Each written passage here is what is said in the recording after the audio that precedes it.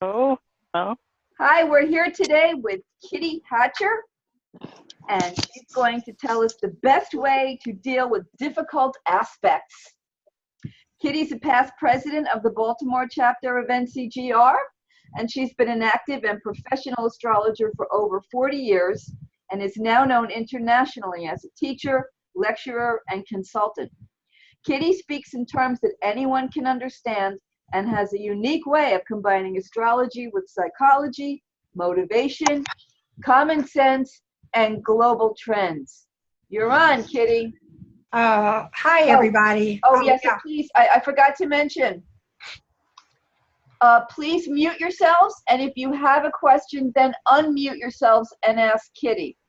However, if I find and if I hear a really disturbing echo and feedback, audio feedback throughout the presentation, I'll mute people, and then you can type questions into the chat box. But for now, we'll leave the floor open. Is that okay with you, Kitty? What do you think?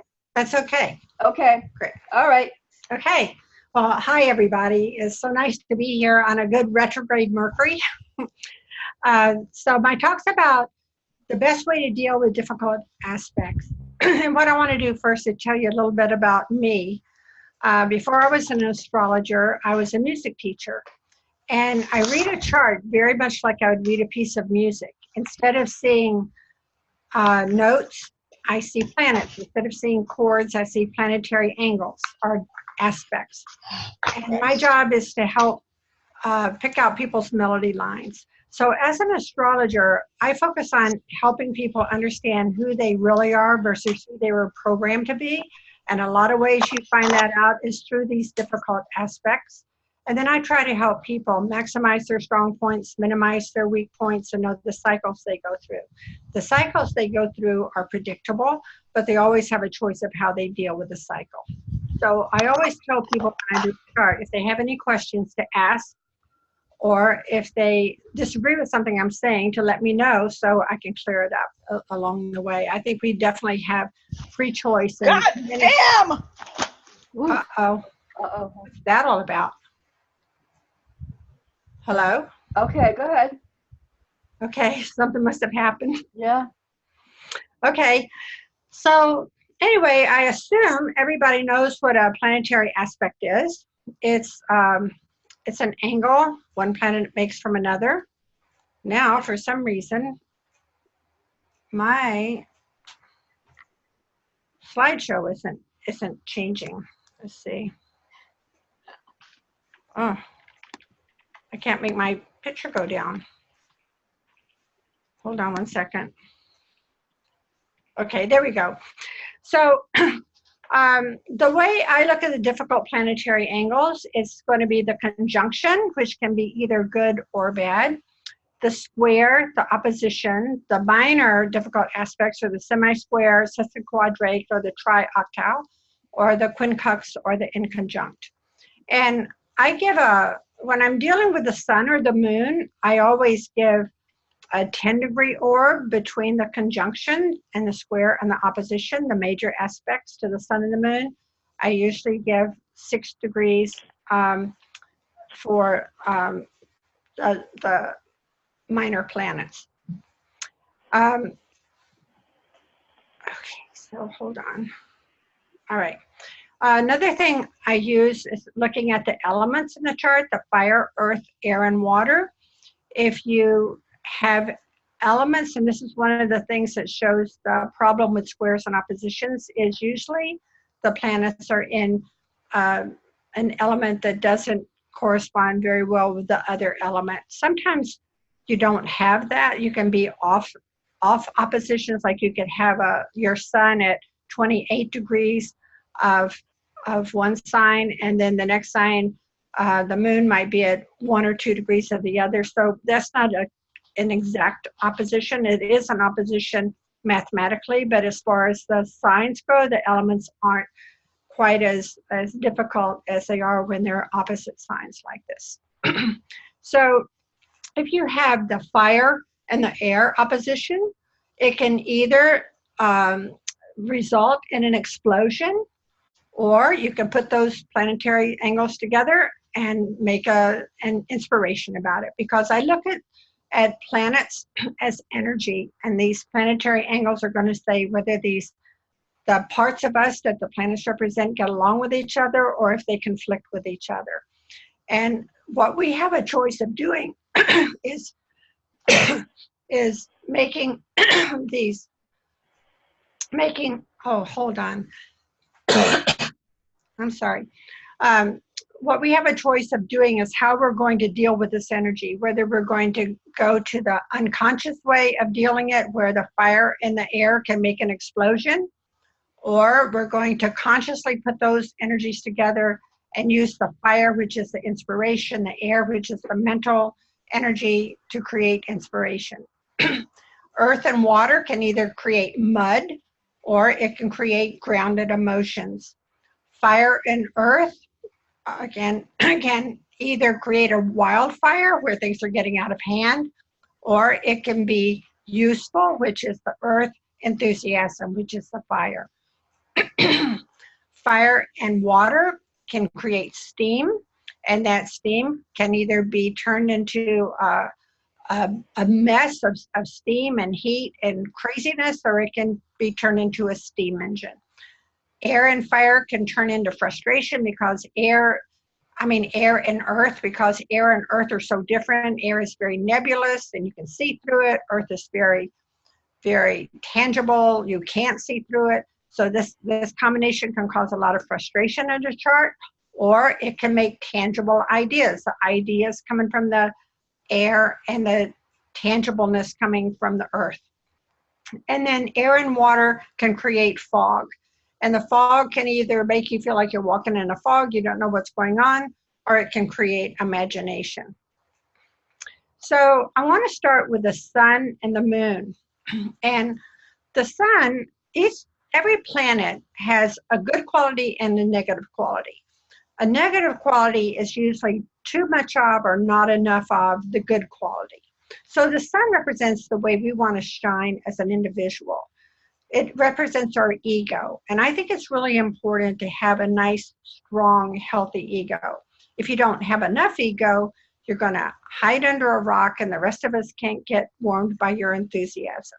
If you have too much ego, you're going to take up all the air in the room and you're going to be obnoxious. But if you can have a nice, strong, healthy ego, that's what we all want to strive for. And this gives us the way to shine. It gives us vitality. It helps our self-esteem. It's a lot of fun. It has to do with honor. And the sun represents the father, or a significant man in our lives. The moon represents our emotions. It represents how we feel about things. The sun is pushing outward. The moon is receiving. The moon has to do with our mother, our home and our family, the public, reflections, our unconscious or our subconscious. People that have moons out of whack, they can be either too emotional, or they can be too cold and dry and not emotional enough. So when you have a planetary angle in somebody's chart where the sun and the moon make a difficult angle with each other, since the sun represents the fire, life force, and the moon represents the water, the emotional part of ourselves, even if the moon's in a dry sign, sometimes the emotional part of us does not get along well with the ego part of us. And we have to learn how to balance that. It also means that our father, which is the sun, probably was very different than our mother, which is the moon. And you probably inherited their differences more than their similarities. And sometimes this makes a person almost feel like they're a Dr. Seuss character, because they can't really relate all the way with their sun. They can't really relate all the way with their moon. And they often, let's see, somebody's making some noise, but okay. All right, hold on. I'm just hearing some crackling. It's gone away now, though. Okay. Okay, so when the sun and the moon make this difficult angle, you really can't learn to solve problems the same way your mother and father solved their problems, especially in relationships. That's what makes it difficult. You're going to have to learn a new way. For example, my sun and moon make a good angle with each other. And I can see how my mom and dad did things, what they did right and what they did wrong. And I can learn from that, and I don't have to experience it firsthand. But if I had the sun make a difficult angle with the moon, then it would be hard for me to learn to do it like my parents did it, because whatever they did isn't going to relate to who I am or what I want to do. So therefore, I'm going to have to learn the hard way. And then once you learn how to make decisions based on your sun and moon, then you're going to be fine. But the fact is, when they make a hard angle with each other, you have to learn how to do it the hard way. So there are certain planetary conjunctions with the sun that are a little bit different from each other. If you have a planet that's within 17 minutes of the sun, that's called Kazami. And Kazemi means that that planet is going to team up with the sun and is going to be very powerful and very lucky. If you have a planet, though, within 8 degrees of the sun and it's not Kazemi, then it's going to be considered disabled, because the sun rays are so bright it kind of overshadows the planet that's close to it, and it's hard for you, whoever has this planetary angle, to be able to recognize what that planet's all about. And therefore sometimes it doesn't work on a conscious level, or sometimes it wants to work but it feels like it can't be seen. Or it can also mean that you're only seeing it from your point of view, and it's very hard to walk in somebody else's shoes. It's hard for you to understand that there might be another way to look at something. So it can cause a problem sometime for that reason. And then if you have planets between 8 degrees and 17 degrees of the sun, that's called under the sunbeams. And this is just considered mildly debilitated in some way. I think the main, and then you have the Vedic astrology, which has some pretty fixed ideas about the moon being 12 degrees from the sun, Mercury being 14 degrees, or 12 degrees when it's retrograde. So when it comes to these planetary aspects, as far as the orbs go, so many people have different ideas about what an orb should be. I think it's up to your experience, to what works for you, and then go with that. But when you're learning, then take some of the average orbs that most people agree on. So Mercury and Venus are between the Earth and the sun. They never get very far away from the sun. Venus only goes 48 degrees away from the sun, and Mercury never goes more than 28 degrees away from the sun. So they're most likely to be swallowed up by the sun. And Mercury has to do with communication, and it really doesn't have an energy of its own. It seems to take on the energy of the planets that he's making planetary angles with.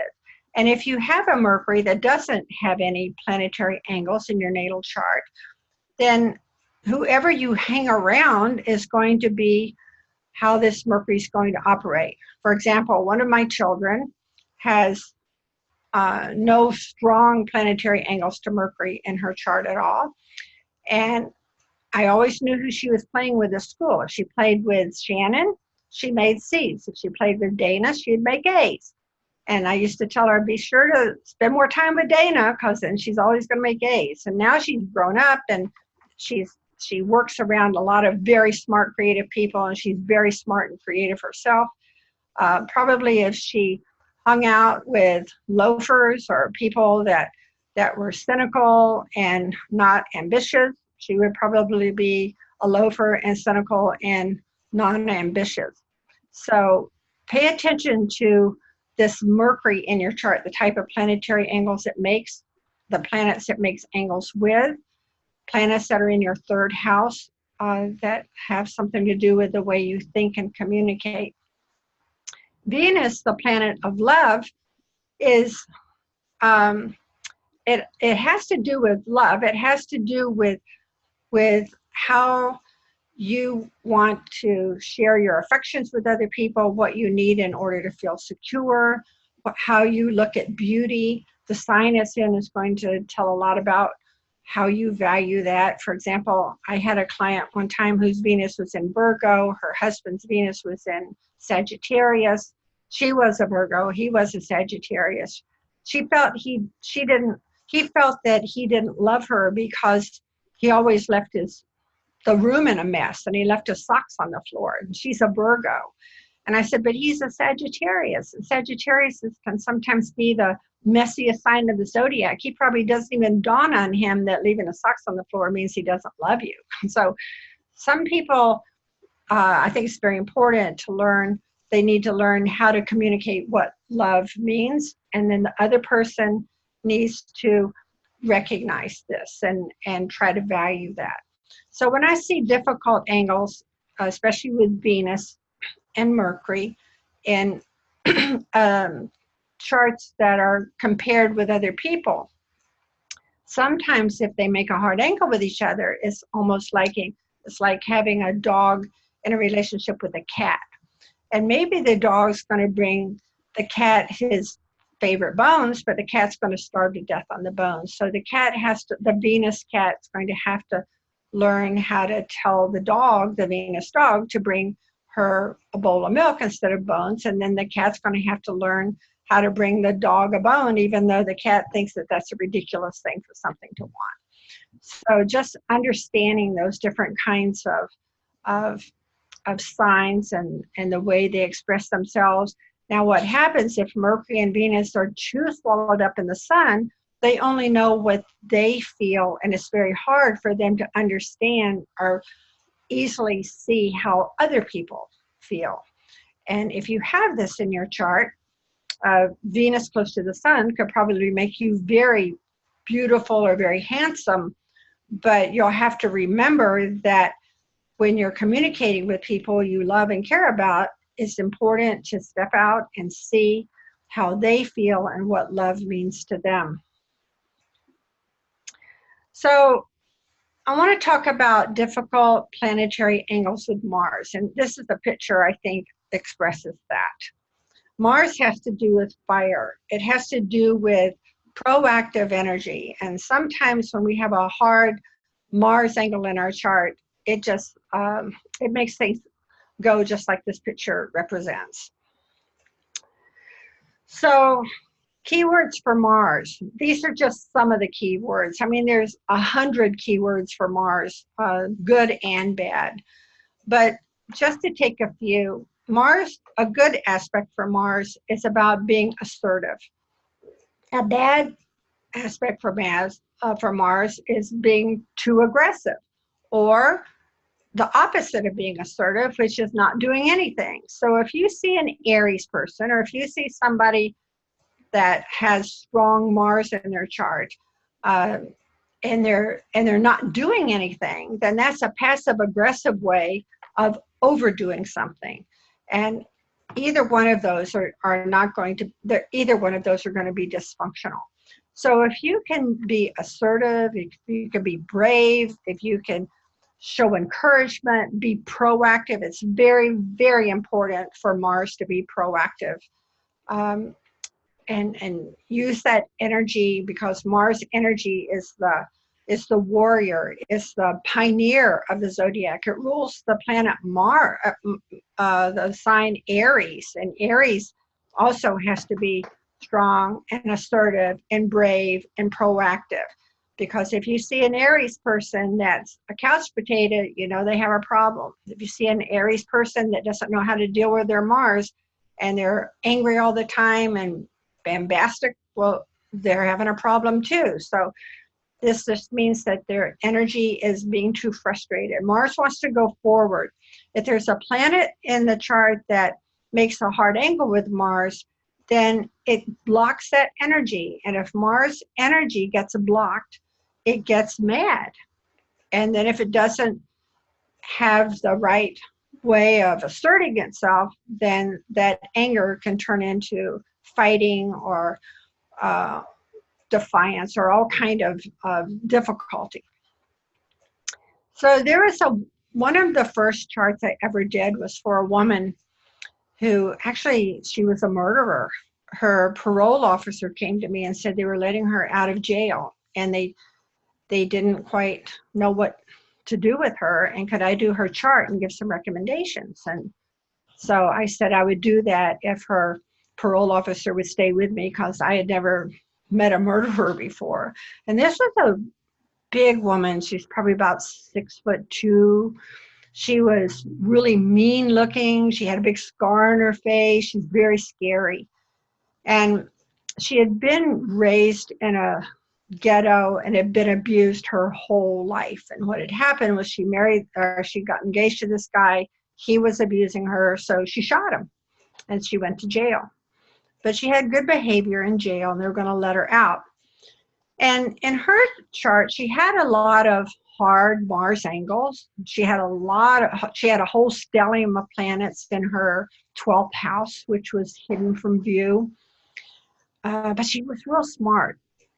And I asked her about her educational level. She graduated from high school. I knew she didn't have any money, so I asked her parole officer. I said, and her name was Willie Mae. So I said, Willie Mae, if you're interested with your chart, you have these difficult planetary angles, but you have this real goodness about you. And if I had been in your situation, I'd probably shot that sucker too, because she just didn't know what her options were, and she got fed up with it. And of course, I said that was the wrong thing for her to do. And if she had had more options, she probably would have been able to take them, but she didn't know she had them. So if I asked the parole officer if there's any way to help her get money to go to college, because if she wanted to go to college and be a psychologist, especially in the penal system, she could end up being one of the best psychologists that you could ever imagine.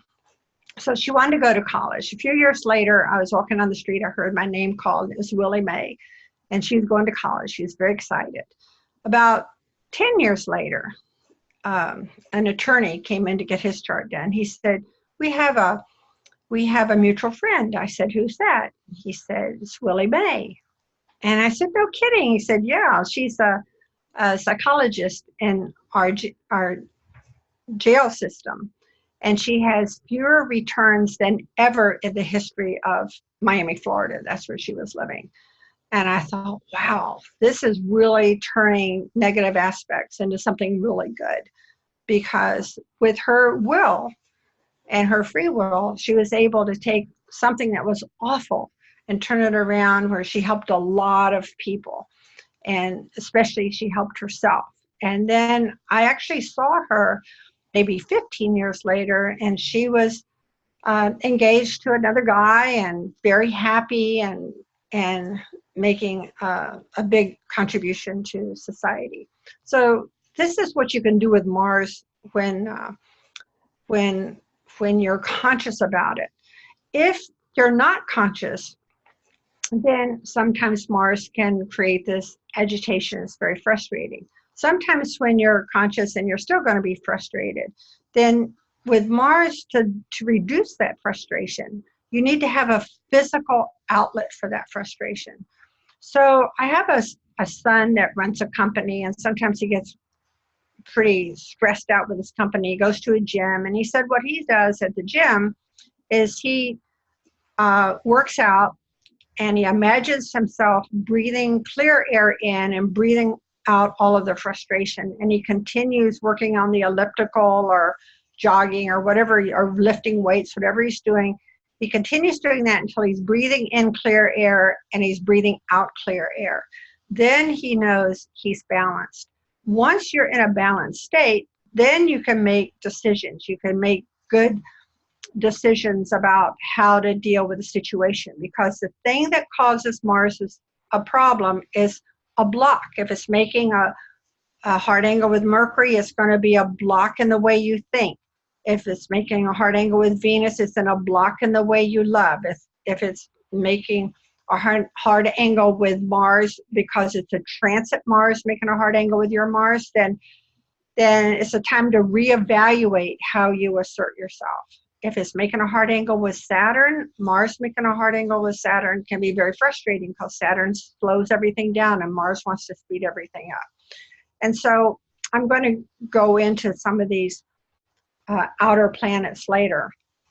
But the most important thing is right now, if Mars makes a hard angle with the Sun, it means that you'll have a tendency to fight against yourself. And since the Sun represents your father, you can look at the orb of, let's say, the square of the opposition. So let's say instead of it being 90-degree square, it's a 93-degree square. Then that means when you were 3 years old, that your father was going through a difficult time where he probably was working against himself in some way. And that's where you learn to work against yourself in some way. And it also means that when you were about that age, your father, or it doesn't have to be a father, it could be a male figure like an uncle or a school teacher or a neighbor who doesn't quite know what to do with their frustration. And you learn it then. But you'll know that where you started working against yourself is when you're about 3 years old because of a 3-degree orb. Now, the way to turn this into good news is that Mars is action. The Sun has to do with your life force. They're very powerful energies, and you can work for yourself. Just pretend if you had Mars trine or sextile in your chart, what would that be like? How would that feel? What could you do that would be like that? And that's how you can start changing your energy, because maybe what you're trying to do is if you're driving a car and you're speeding, you're going to get a ticket, and that's a bad Mars energy. But if you could go on a highway where you could drive your car faster than in a school zone, then that's what you're going to have to do. And you just have to learn how to use this Mars in a way where you're working for yourself instead of against yourself. When Mars makes a hard angle with the Moon, it means that your mother was going through a difficult time, depending on what the orb is. Let's say it was, instead of 180 degrees, it was 178 degrees. So that would mean that when you were about 2 years old, because that's a 2-degree orb, that your mother was going through a difficult time when she felt like she couldn't do what she wanted to do. And so then you start assuming that, I guess I can't do what I want to do from an emotional standpoint. It gives you a short fuse. You get upset very quickly about something, and you feel relief for getting upset. The people around you are probably still upset because you got upset, and they might be upset for hours or days, but sometimes you'll just blow off real easy without thinking of the consequences. So it's really important when you have a hard angle with Mars, especially with the Sun or the Moon, to learn how to deal with anger and how to deal with frustration. When Mars makes a hard angle with Mercury, then the problem comes with communication. Mercury has to do with the way you think or talk. So it means you have a good mind, you can think fast, but sometimes you say something before you should. And it's like, I don't know what just came up on I'm sorry. There's something that came up on my screen that shouldn't have been there. I'm sorry. So when Mars makes a hard angle with Mercury, then I call that the stick your foot in your mouth aspect, because sometimes you say things before you think of the consequences. And you have to learn how to be diplomatic. When Mars makes a hard angle with Venus, Venus has to do with love. And it's the feminine energy. Mars is a masculine energy. Even the symbol shows, the Mars symbol shows the man. Venus symbol shows the woman. This means that you learn something about chauvinism, that men had a different abilities than women, or women had a different place in society than men, but there was a conflict between Mars and Venus, or men and women. So an example of that would be if somebody had a boss and the boss asked him or her to bring a cup of coffee, then that person would graciously bring them a cup of coffee. But if somebody had a square or an opposition to Mars, then their boss would tell them to bring a coffee. And then that person would want to drop that coffee in the boss's lap. And then that person would be accused of having a bad attitude, just because that planetary energy was abusive or aggressive towards that person that has it. And so they're going to react that way. So a lot of it has to do with expectations and patterns. And the main thing to do throughout this is have a positive attitude and figure out how to do it in a way that's going to give you the results you want, rather than causing anger and strife and hate and frustration. So the next planet is Jupiter. And Jupiter is actually a wonderful planet. It has great things that brings luck and opportunity. These hard planetary angles. If you look at cosmobiology or Uranian astrology, those types of astrology say you have to have a difficult angle with a planet to make something happen. If you only had trines or sextiles, you would probably be too lazy. If you have too many difficult planetary angles, sometimes it's really hard to move, but they motivate you. And so a difficult planetary angle with Jupiter, and Jupiter has to do with luck and opportunity, is usually way too much of something. So you can have your plate too full, or you can eat too much food and get too fat, or you could have too many things on your calendar so you can't do them all. But here's Jupiter. Jupiter has to do with the positive aspect of Jupiter is abundance and justice and achievement and the higher mind. Mercury is about knowledge. Mercury rules Gemini, and the opposite sign of Gemini is Sagittarius. So Gemini rules knowledge and Sagittarius rules wisdom. So if you have that angle in your chart, you can take knowledge, turn that knowledge into wisdom, and then take that wisdom and communicate it back to people. It becomes a really good asset. So Jupiter aspect can be really good, but usually the problems that come from Jupiter is too much of something. If you have Jupiter in the 6th house, it's about health, and you can have good health, but a lot of the health problems you might have would be diabetes from eating too much sugar, or high cholesterol from eating too much fat, or exhaustion from not even taking care of yourself and eating too much junk food and just putting on too much on your plate. I think it's really hard sometimes. I think working hard and doing having a tight schedule, doing stuff if it's healthy for you is very invigorating, but sometimes it's easy to overdo or get too much, or spend too much money, or be wasteful, or be excessive in something, and then that isn't very good. So difficult aspects with Saturn. Saturn has to do with taking responsibility. And people that have difficult Saturn angles in their chart are going to have to know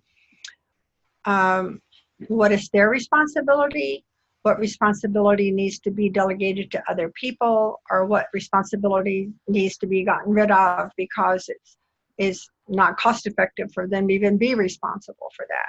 For example, some people, I think it's a good idea when you're younger to learn how to do about everything. And some people, when they graduate from college or they're starting a new business, then they work really hard. They have to know how to do the bookkeeping. They have to know how to organize everything. They're going to have to know how to sell. They're going to have to know how to right. They're going to have to learn how to do all these different things.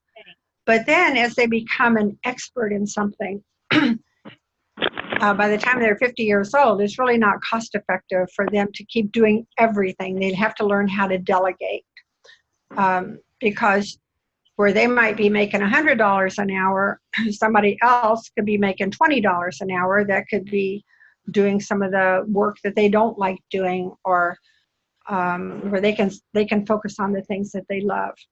So difficult planetary angles with Saturn makes you feel like you're just working way, way harder than you really want to or need to.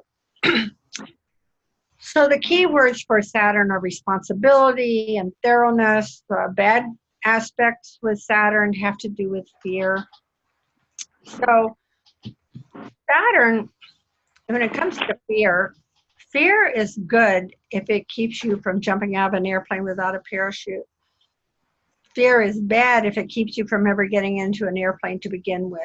So you have to know when it's smart to have fear, and then when it's a liability to have the wrong kind of fear or too much fear. And like I said earlier, you have to know what is your responsibility, what responsibility needs to be delegated to other people or gotten rid of. Now, when Saturn makes a hard angle with the sun, it means that whatever the orb was, it could be a 6-degree orb for a square, or a 4-degree orb with an opposition, or maybe even Saturn conjoin the sun, means that that when you were, whatever number the orbit was, that you were that number in age when you learn to take on a lot of responsibility. Well, most children shouldn't have to take on a lot of responsibility that really belongs to an adult. But a lot of people do. Now I'm hearing some kind of noise. I don't know what that is.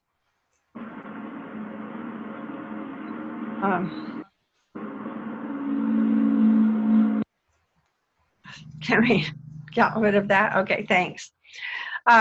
So when Saturn makes a hard angle with the sun, it means that you personally feel that you need to take on a lot of responsibility. And as a child, people probably saw you as a child who was much older than your number of years.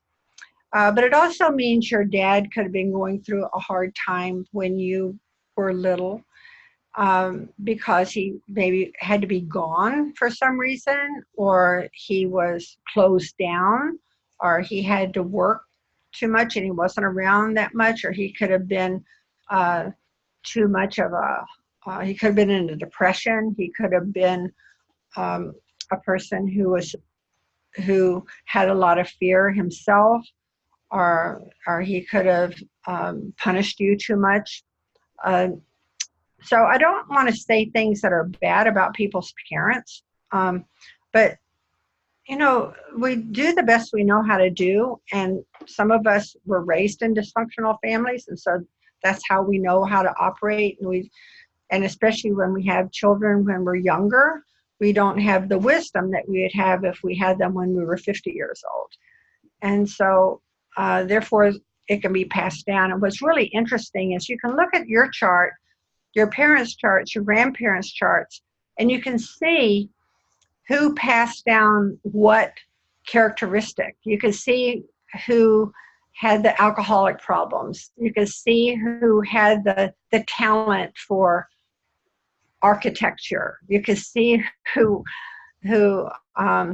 gave mixed messages. You can see who had an anger problem, or who was very successful in business. You can see this through these planetary aspects, looking through the family. And what's really cool, one of the things I had in my chart was a Neptune squaring my sun, or squaring my sun. And then my father had Neptune squaring his son, and his father had Neptune squaring his son. And my first child had Neptune squaring his Venus, but my other two children had no negative Neptune aspects in their charts. So by the time they came along, I had learned astrology, and I learned how not to pass that negative quality down. And then my oldest son, who had it, once I learned astrology, I talked with him and told him where he learned the wrong thing from me, and this is how to turn it around to make it good. And he uses that planetary angle as in a very, very creative way. So with Saturn, you want to have a Saturn angle in your chart. You want to have Saturn angles, even if they're difficult Saturn angles, in relationship charts, because Saturn gives you that stick-to-itiveness. Saturn gives you the reason to have a relationship. You learn from each other. You can learn things in your own chart. I think in your own chart, it doesn't matter if it's good or bad Saturn aspects. The hard Saturn aspects are sometimes very, very difficult. And you have to learn how to deal with those difficulties so you don't end up reproducing them as you get older. So Saturn with the Sun, or Saturn in the second house, I have found can make a person either feel like they're not okay, they don't measure up, and they become a low achiever, or they feel like they're not okay, they work twice as hard to measure up, and they become a high achiever.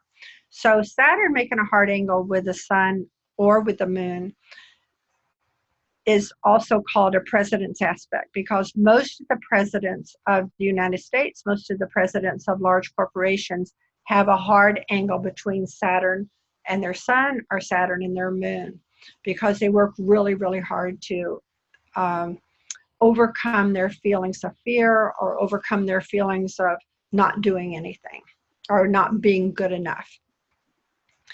And that takes courage.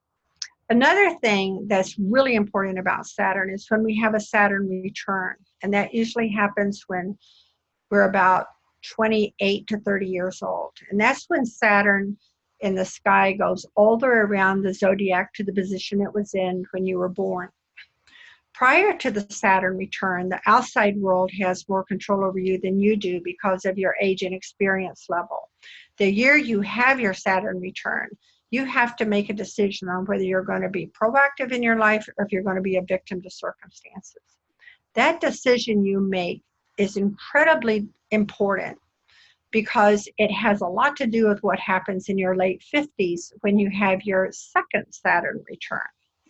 So if when you were in your late 20s, you blamed everybody else for your problems, you said you couldn't do this because there were too many immigrants coming into town, or you couldn't do this because you weren't smart enough, you couldn't do this because your parents got divorced, or whatever excuse you're going to make, even if it's a good reason, what you're doing is you're giving your power away to the very people or the very circumstances that caused the problem to begin with. But if you take Saturn as the planet of responsibility and say, you know what, this is my life, I'm going to have to be responsible for the choices I make, no matter what kind of a situation you're in. You could be rich, you could be poor, it doesn't matter. But whatever you see your situation in, if you say, all right, this is my situation, I'm going to have to figure out how to make my life better. I'm going to have to either figure out how to learn something or how to go to a place where I'm going to be more supported. Whatever decisions you make then, it gives you the opportunity to take risks. It gives you the opportunity to try something. If you fail, you can learn from that mistake.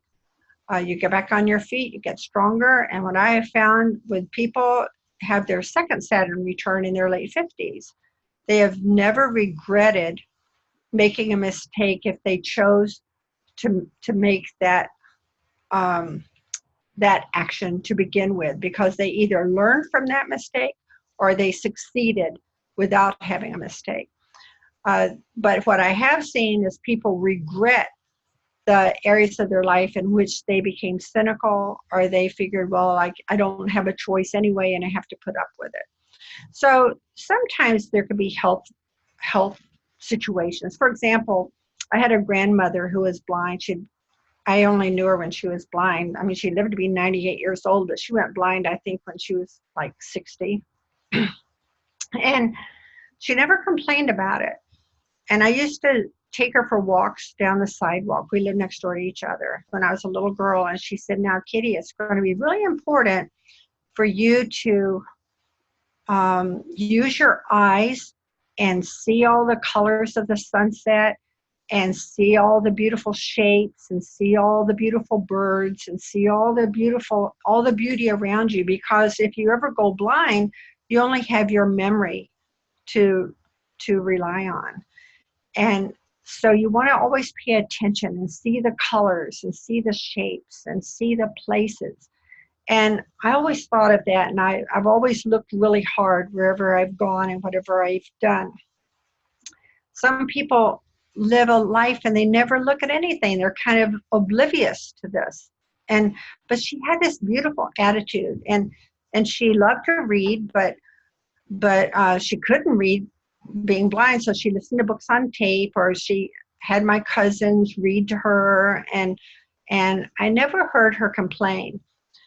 Then I met this woman who was blind. She hadn't been as blind as long as my grandmother was blind, but she was very bitter about it. She was angry. She was cynical.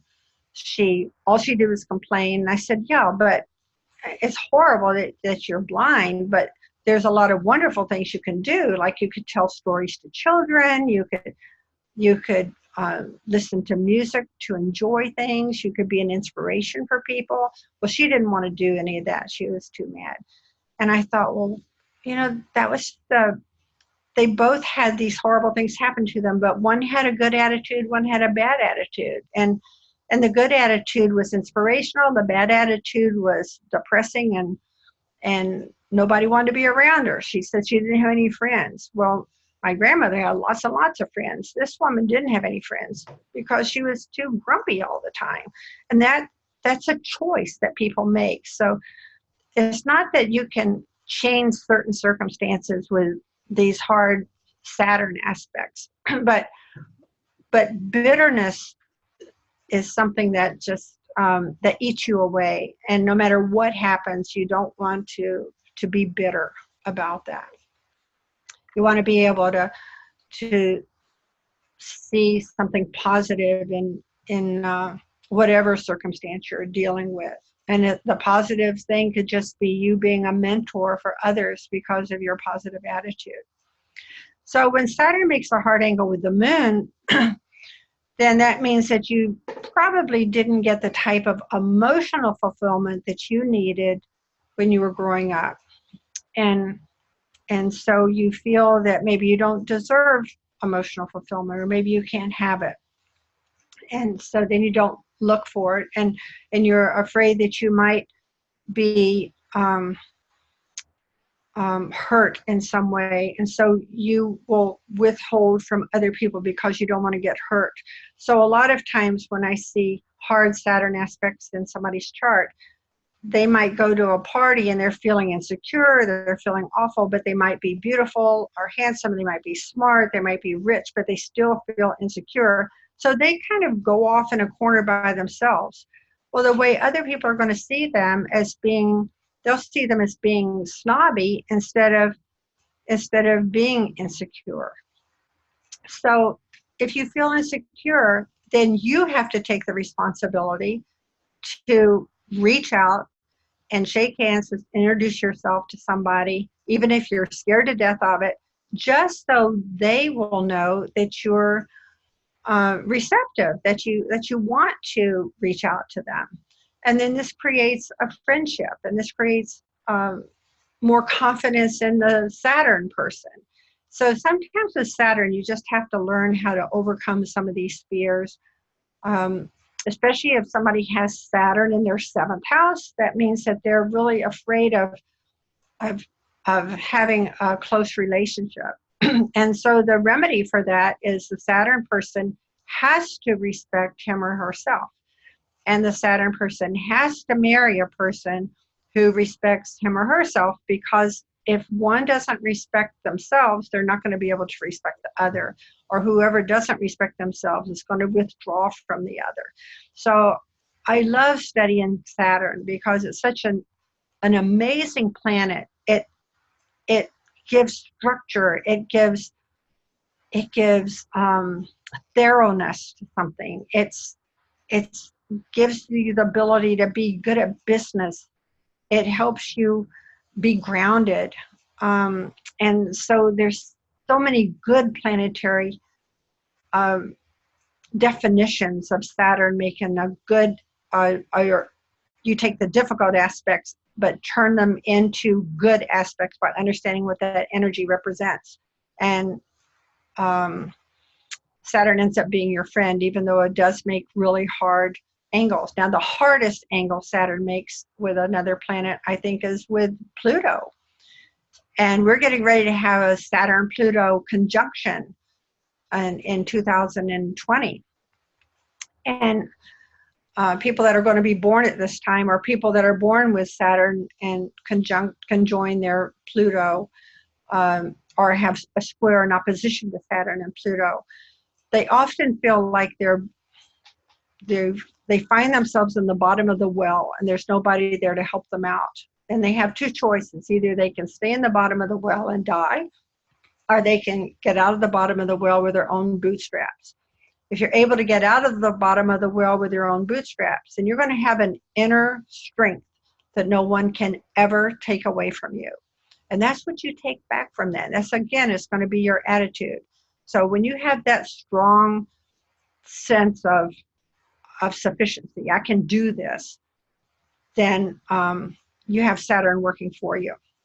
Now, the hard part about this is Saturn sometimes will be reluctant to delegate responsibilities to others.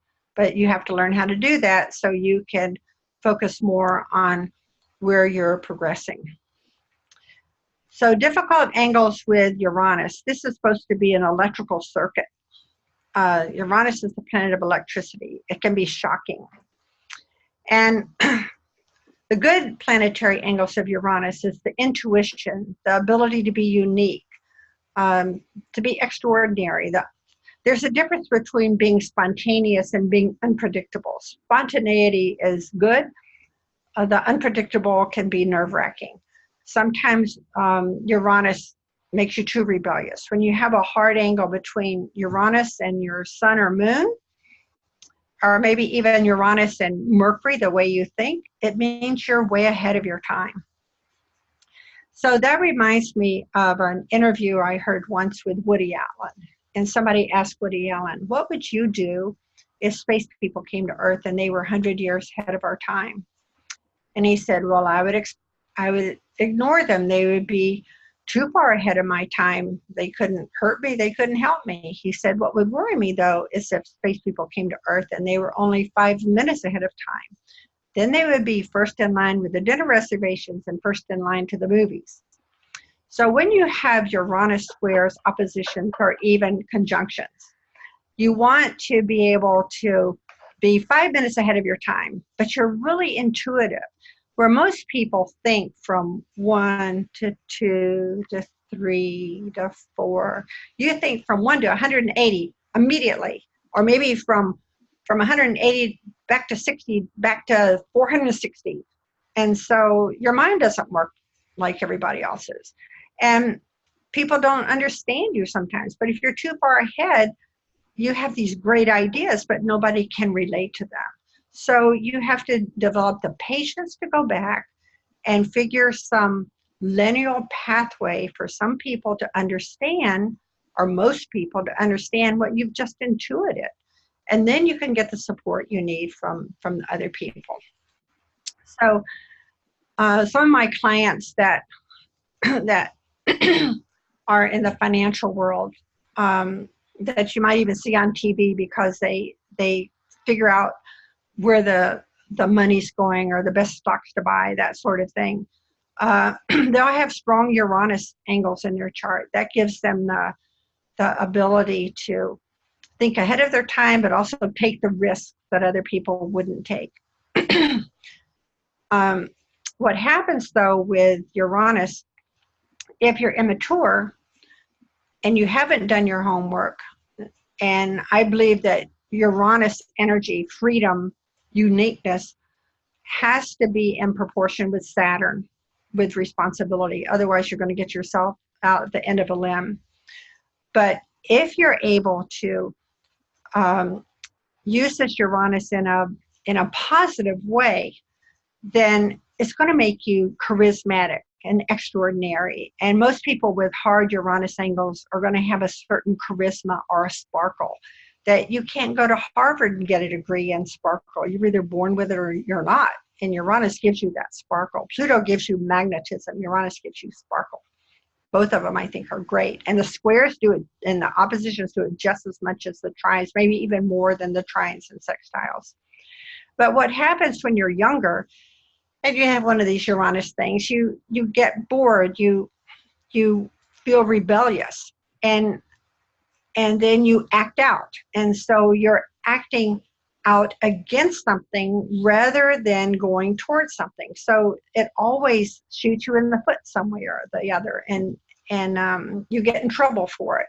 So it's easier to use these difficult planetary angles after you get older, because then you have the credentials to be part of the system, so you can then have the credentials to change the system. So what I tell young people with these hard Uranus angles, I just say, well, keep some of your ideas, write them down.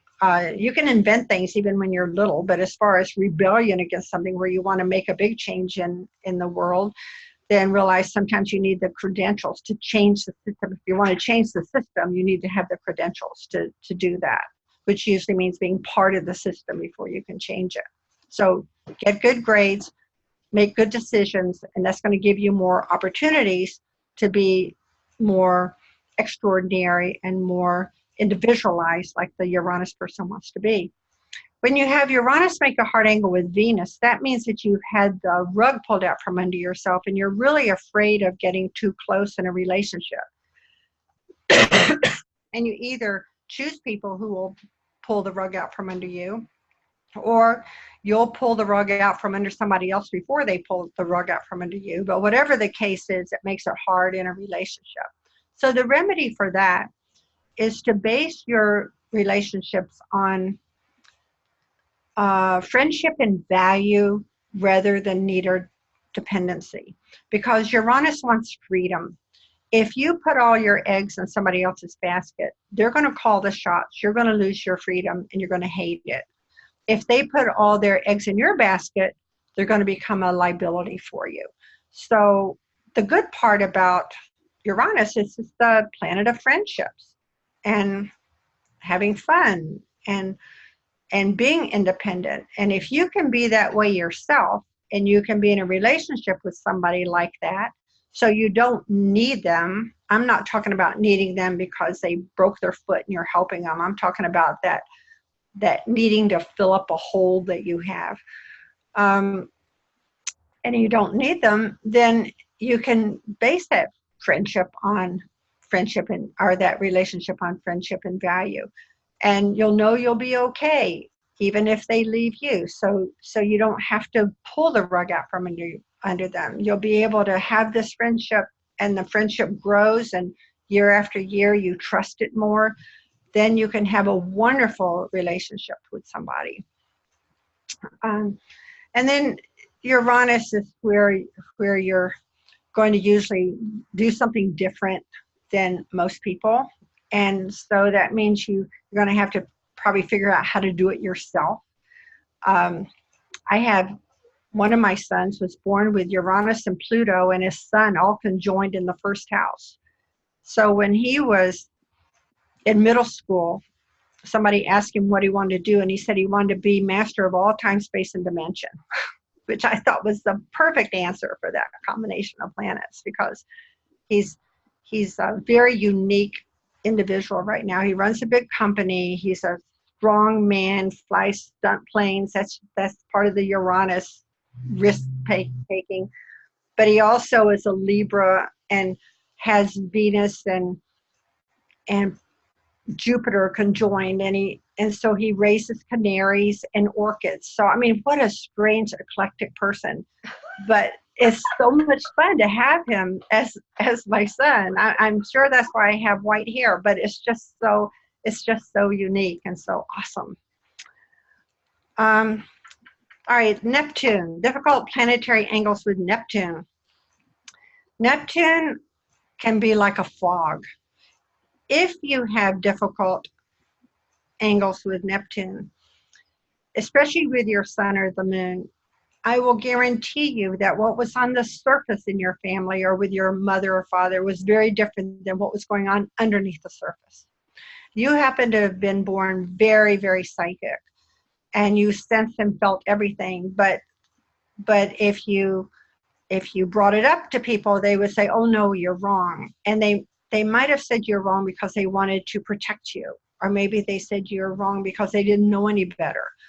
But whatever the case is, you start losing confidence because you don't know what to believe.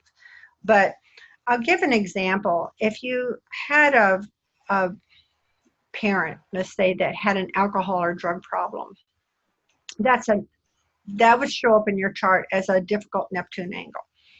So these planets don't make things happen, but in order for things to happen, you have to have certain planetary combinations in your chart to show that it happens. So one of the planetary angles for alcoholism is a bad Neptune Moon, Neptune Sun, Neptune Mars aspect.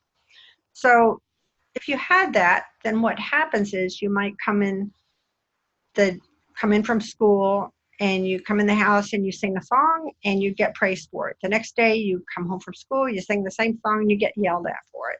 That inconsistency of not knowing what to expect is the thing that confuses the Neptune, or the Neptune inconsistency. It's what makes it confusion and what makes your confidence go down. So what I've seen a lot with people that have the Neptune square the sun or moon, the positive aspect of this is you're visionary.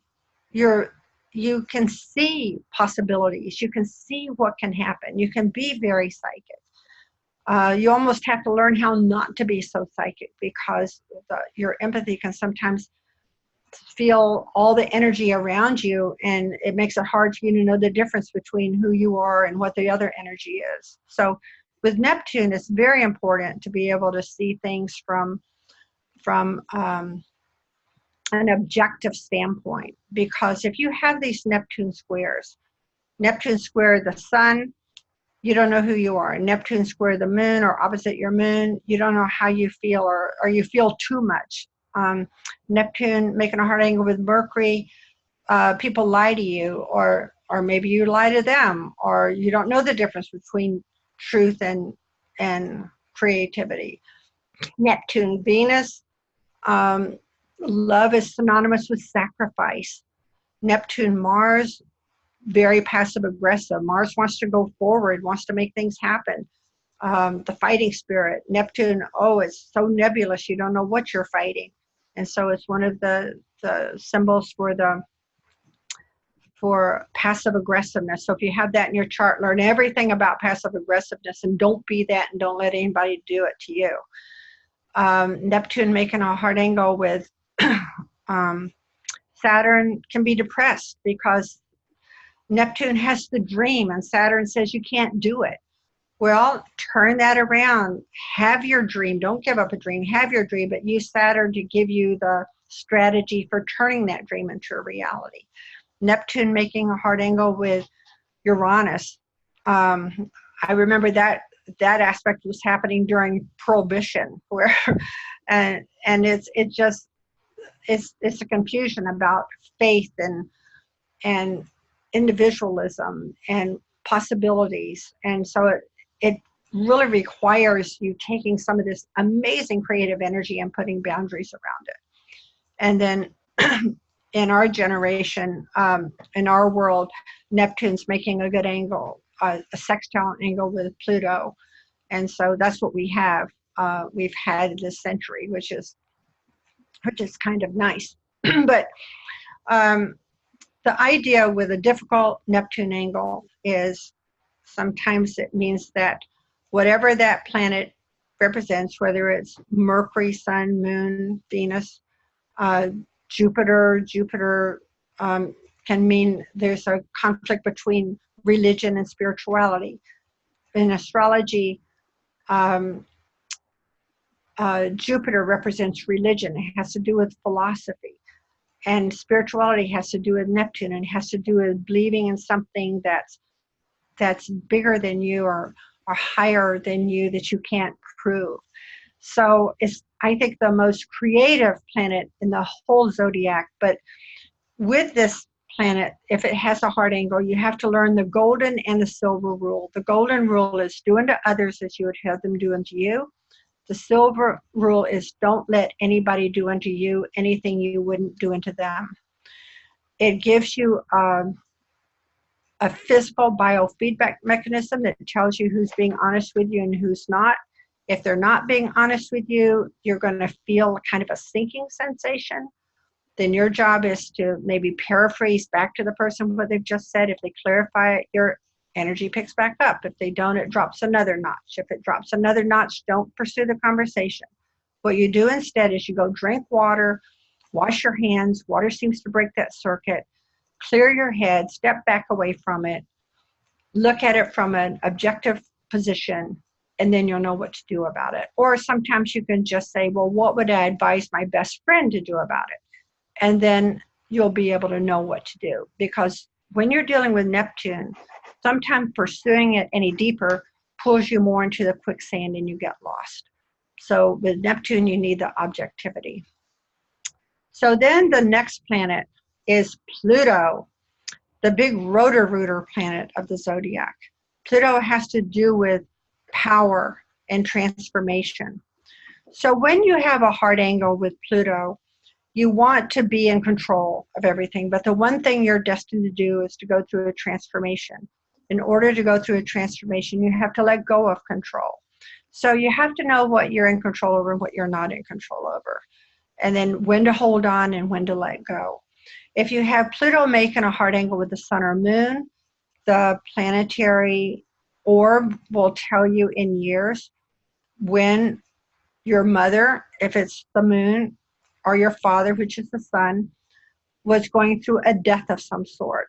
And it could be a literal death, like a death of a relative or a friend, or it could be a metaphorical death, like the death of a job or the death of a dream. But you know how when somebody dies, how you want to will them to stay alive? Well, whatever orb you have with that square opposition or conjunction, at that age, you felt like you needed to be in control and you needed to hold on. And since that time, do you hold on? Do you let go? What do you have control over? What don't you have control over?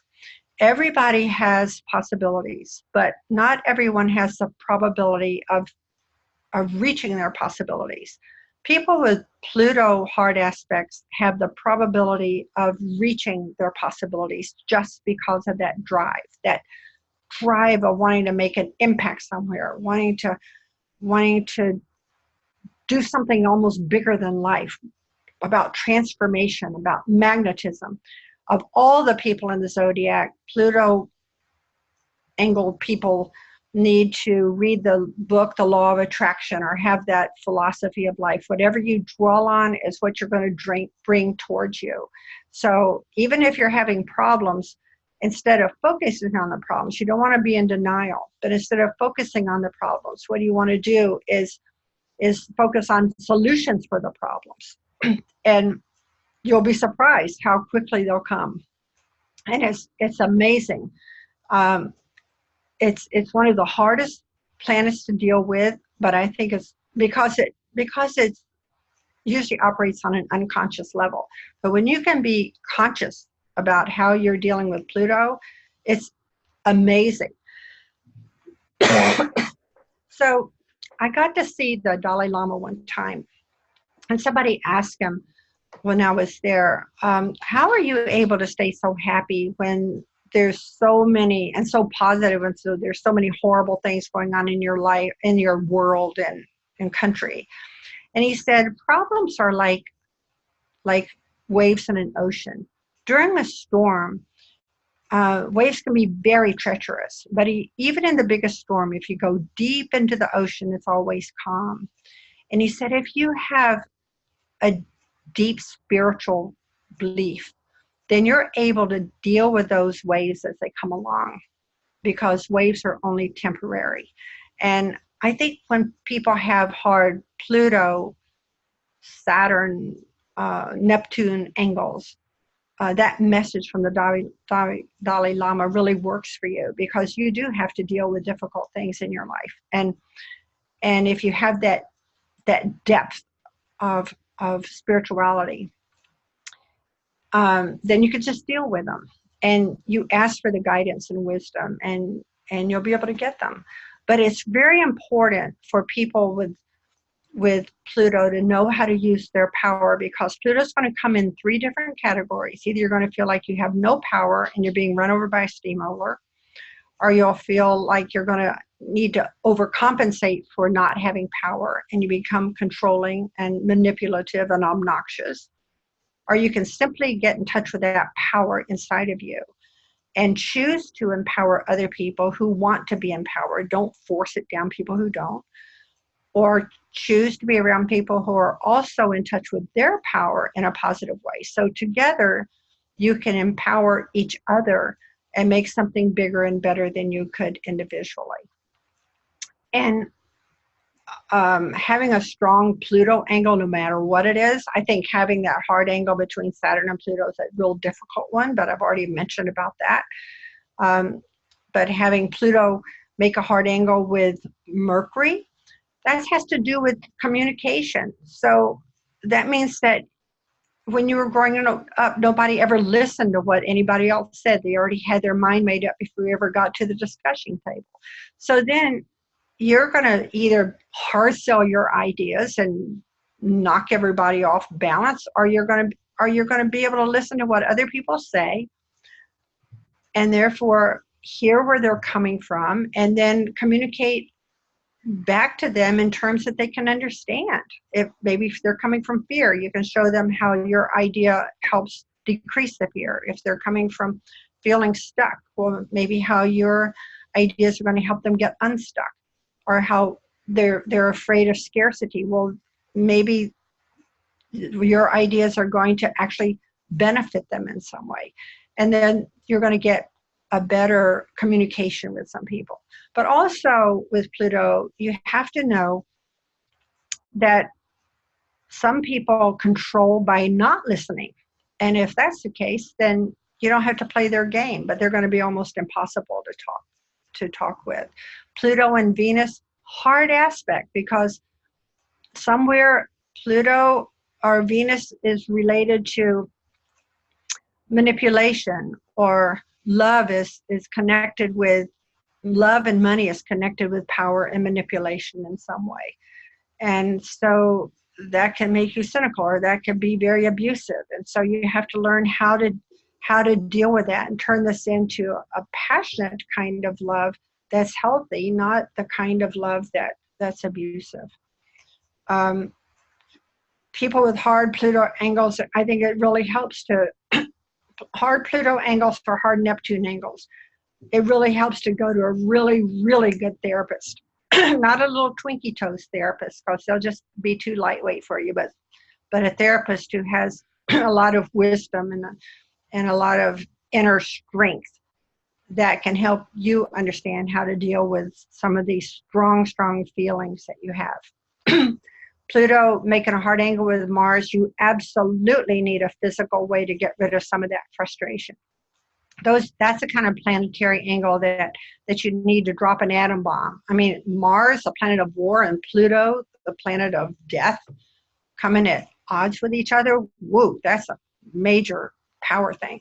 But put that together in something that's huge and big, you could end up being a rocket scientist, or you could make something that's bigger and better than anybody ever imagined. So you want to take that energy and focus it, because all this is energy. And if you have hard angles, it means you weren't taught how to use that energy in a productive way. So you can learn how to do that. You can learn how to talk to successful people that have made their success in an ethical way and ask them how to do it. And they'll probably tell you good ideas on how to do some of these things. And then you can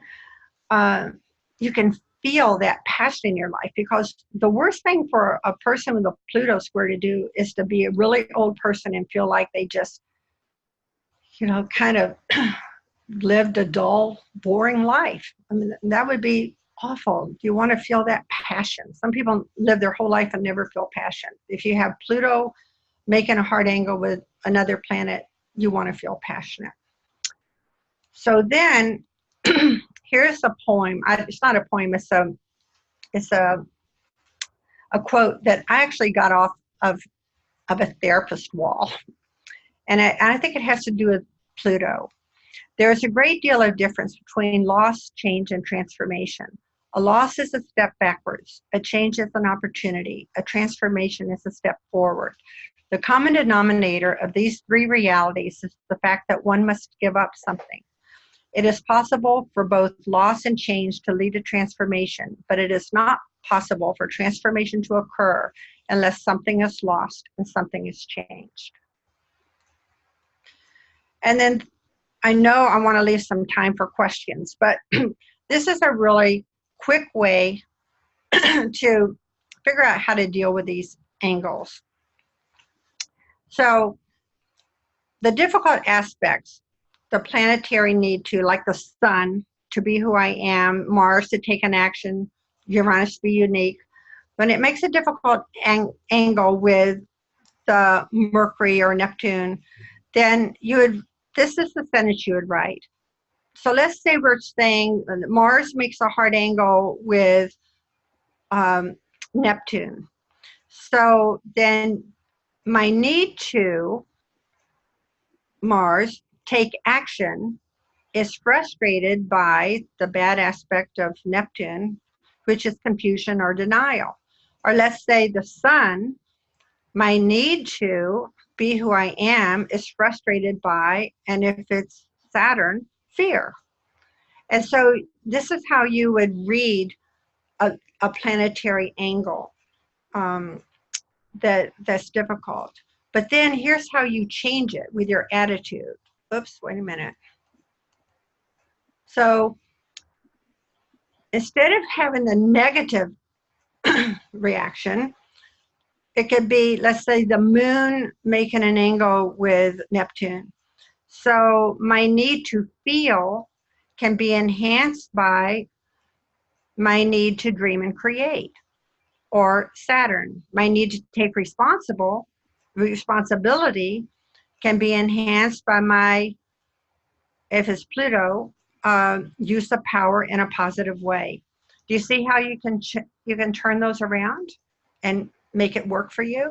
You don't even have to go to these negative things. You will, if you have these horrible angles, these negative angles, you will actually have to deal with either other people or yourself with the negative interpretation until you know or learn you can make a different angle, or you can have a different interpretation. So what I want to do now is just take some questions. Otherwise, I'll keep talking. Do we have any questions? Oh, Kitty, that was really insightful. What do you Good, say, thanks. folks? Anybody have any input or questions for Kitty? Yes, I do. Can you put back the last slide, please, up? Yes. Thank you. All right. Thank you. All right, I'll just leave it up there. So, any other questions on this? I have a question. I noticed on this slide you have the nodes, and you really didn't. Oh, I didn't even talk about the nodes. No. Okay, so the nodes are going to be opposite of each other anyway. It shows a balance. So anytime you have an opposition in your chart, it requires you to create a balance between one sign and the other sign, and especially the nodes. So the south node tells about what you come in from a past life, or if you don't believe in that, then some talents or abilities that you've had, you were kind of born with. The North Node has to do with what you're supposed to be going towards in the future in order to make life meaningful for you. And what happens to most of us, we'll get stuck in doing it the old way with the South Node. It's easy. We've done it before. We came in with a particular talent. So our challenge is to be able to go towards the North Node. And then when you get to a certain age, then you want to be able to balance both of those. You want to be able to incorporate the North Node with the South Node and what those planets mean, or if you have planets by the North or South Node, incorporating those all together. So then you're able to take the past and the present and the future and coordinate it all together. When you have planets that are squaring the nodes, then that actually gives you the power to utilize those planets in whatever you're doing. So let's say you have, all right, so in my chart, I have my sun and midheaven squaring my nodes. And so that puts a focus on my sun and midheaven, which I use. I have to learn how to express myself. Now, I was born with Neptune also squaring my sun that says, oh, you're not supposed to express yourself. You're supposed to give yourself away to everybody else. You're not supposed to have an ego. You're not supposed to shine as an individual. But when the sun squares the node, that exactly means you're supposed to shine as an individual. I was very glad when I saw that, because then I could go out and talk and toot my horn and have fun doing it.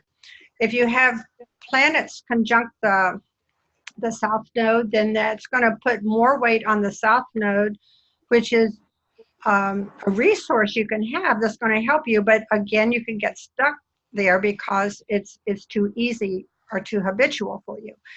If you have planets that are conjoined the North Node, then that's what you're supposed to be going towards in this life. So I have Neptune conjoining my North Node, so that means I'm supposed to develop my spirituality in this life and understand some of those Neptunian nebulous type aspects that represents. Does that answer your question? Yes, it does. So if you have, say, Mars within a 2-degree orb of the South Node, then you might be relying too much on, in the way, the way you initiate or your drive or passions or whatever, relying too much on, say, old talents or things from past lives. So is that sort of how you'd read that? Or? Well, kind of, but see, Mars is a planet of action. So if you believed in a past life, then you were probably a warrior in a past life, or a past life that's significant to this one. Or you were very proactive. You were a fighter. Wherever you have Mars is what you're going to fight for or fight against.